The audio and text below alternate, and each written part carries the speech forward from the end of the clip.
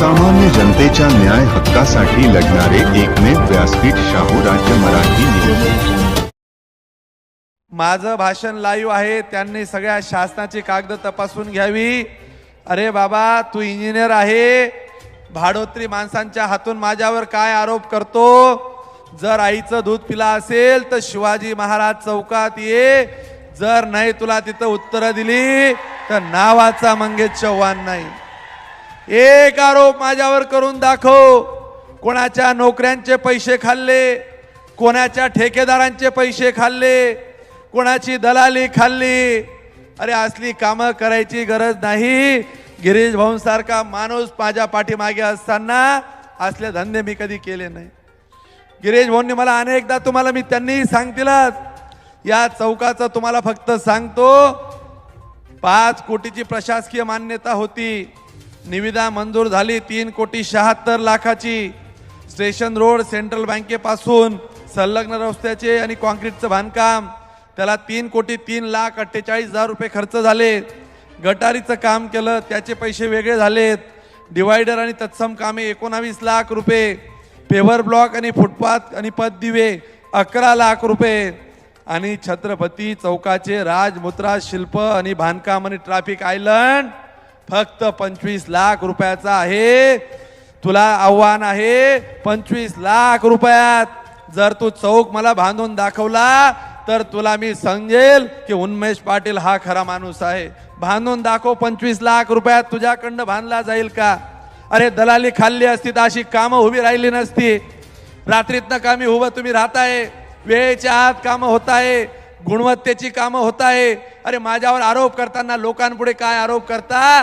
जाहीरपणे या। गिरीश भाऊ इथं बसले आहेत, सगळे इथं व्यासपीठावर आहे।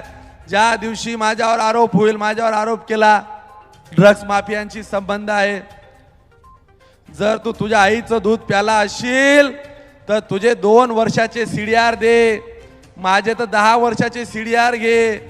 मी माझ्या बायकोशिवाय, जवळच्या कार्यकर्त्यांशिवाय, गिरीश भाऊंशिवाय, नेत्यांशिवाय कोणाशीही संपर्कात राहत नाही। बघा, जो माणूस मला सांगतोय की याने शिवाजी महाराजांच्या याच्यात पैसे खाल्ले, त्याला हे उत्तर आहे। महाराणा प्रताप चौकांच्या संदर्भात फक्त 89 लाख रुपयाचा तो चौक आहे। याही पलीकडे तुम्हाला सांगतो, जो माणूस माझ्यावर आरोप करतोय, अरे तुम्ही कशात पैसे खाल्ले, ही कागद आणली आहेत, उद्या ही जनतेसमोर कागद जातील। तुम्ही मोसिन ॲग्रो नावाच्या कंपनी सोबत टायअप केला आणि या गावामध्ये 22 एकरचा कत्तलखाना उभारण्याचं पाप केलं। ही पापाची ताडपत्री तुमच्या समोर जनता इथं ठेवतोय मी। काय केलं बघा, त्या जागेला कधी मंजुरी मिळाली? मला त्या मोसिन ॲग्रोच्या लेटर हेडवर यांच्याच कार्यालयातल्या सगळ्यांना पाठवलेल्या पत्रातनं मला कळालं। Allotment letter, regional office MIDC, 8 फेब्रुवारी 2016ला त्यांना प्लॉट मिळाला। 2016ला आमदार कोण होतं? पठ्ठ्याने आमदार झाल्यावर पहिलं काम काय करावं भाऊ? तर कत्तलखाना 2016ला आणला, ॲग्रीमेंट केलं 7 एप्रिल 2016ला, त्याचं पोझिशन दिलं 15 फेब्रुवारी 2016ला। Building plan approval, drainage plan approval MIDC Dhule यांच्याकडनं घेतलं। प्रोव्हिजनल नो ऑब्जेक्शन सर्टिफिकेट दिलं 7 फेब्रुवारी 2017ला। MPCBचं दिलं, महाराष्ट्र पोल्युशन बोर्डाची 10 मार्चला दिलं। अरे हे सगळी पापं तुमच्या कार्यकाळात झाली। आमदार झाल्यानंतर फेब्रुवारी महिन्यात कत्तलखान्याची वीट रचू देणार नाही, हा सांगणारा आमदार म्हणजे मंगेश चव्हाण आहे। मित्र, आता बघू कोणामध्ये किती दम आहे।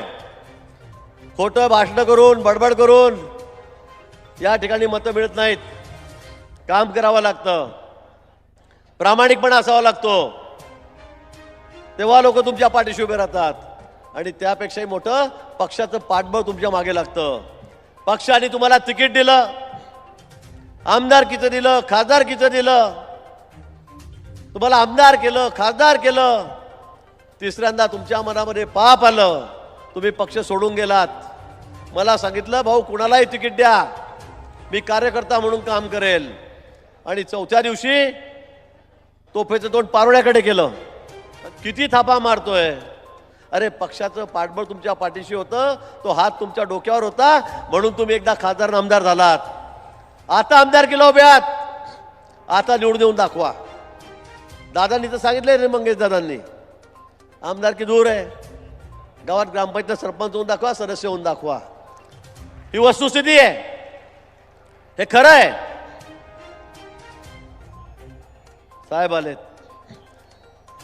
तुम्ही किती थापा मारा, लोक आता त्याला भूलथापाला बळी पडणार नाहीत. मित्र, मला अभिमान आहे की एक मंगेश दादा सारखा कार्यकर्ता या ठिकाणी आमदार केला आणि तो सगळ्या सचोटीला त्या ठिकाणी पूर्णत्वास उतरलेला आहे. एक प्रामाणिक कार्यकर्ता, एक प्रामाणिक आमदार, त्याच्याबद्दल एकही तक्रार नाही. कुठे खंडणी मागितली, कुणाला पैसे मागितले, कुणाला दलाली केली आहे एखादं उदाहरण? एकही उदाहरण तुमच्याकडे नाही. नाहीतर मागच्या काळामध्ये जे चाललं होतं ते मी वारंवार त्यांना सांगितलं, तुम्ही हे धंदे बंद करा, हे धंदे बंद करा, तुम्हाला अडचण येईल. पण त्यांनी ते ऐकलं नाही आणि त्यानंतर त्यांचं तिकीट कापलं गेलं. आणि म्हणून मला अभिमान आहे, सार्थ अभिमान आहे की मंगेश दादासारखा एक चांगला कार्यकर्ता या ठिकाणी आपण आमदार केला. आणि म्हणून माझी अपेक्षा आपल्याकडून हीच आहे की मंगेश दादांनी अतिशय चांगलं काम या ठिकाणी केलेलं आहे. तुम्ही आता आमदार आहात, तुम्ही उमेदवार आहात, ही भावना मनामध्ये ठेवून तुम्ही आता ही निवडणूक लढायची आहे. मंगेश दादा आले का नाही आले तरी चालेल, मंगेश दादा तुम्ही येऊ नका, आमच्या गावातून 80% मतदान मी तुम्हाला टाकू, ही भावना आपली असली पाहिजे. आमचा मंगेश दादा उभा आहे म्हणजे मी उभा आहे, तो आमदार होणार आहे म्हणजे मी आमदार होणार आहे. या भूमिकेतून तुम्ही जर काम केलं तर मला वाटतं यावेळेला रेकॉर्ड तोड. आतापर्यंत चाळीसगावच्या विधानसभेमध्ये इतक्या मताधिक्याने कोणी निवडून आलं नसेल, एवढ्या मताधिक्याने आपल्याला मंगेश दादांना निवडून द्यायचं आहे. मित्र, तुमच्या भरोशा